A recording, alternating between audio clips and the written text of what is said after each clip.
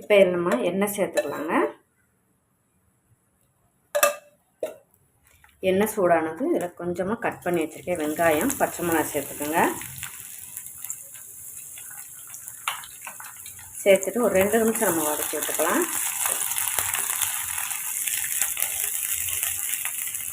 இதில் தக்காளியும் சேர்த்துக்குங்க.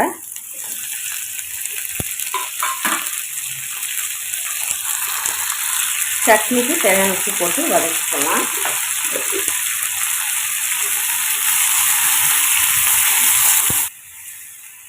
இன்னும் 1 நிமிஷம் வதக்கி எடுத்துக்கோங்க.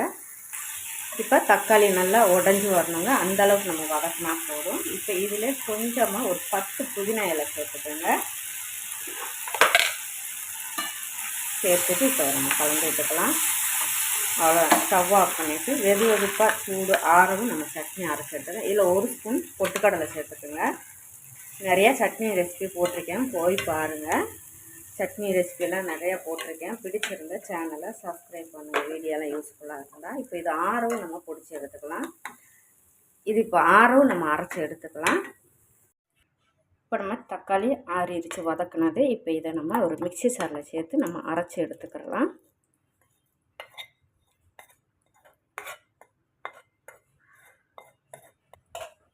இதை இப்போ நம்ம அரைச்சி எடுத்துக்கிறோம்.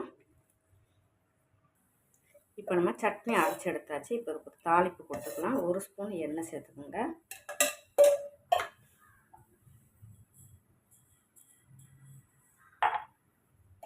சேர்த்துட்டு இதில் கடுகு சேர்த்துக்கோங்க. ஒரு வத்தல் கருவேப்பிலை சேர்த்துக்கோங்க. கொஞ்சம் பெருங்காயத்தில் ஒரு சிட்டியை, அவ்வளோதாங்க. தாளிப்பு ரெடி ஆகிடுச்சு.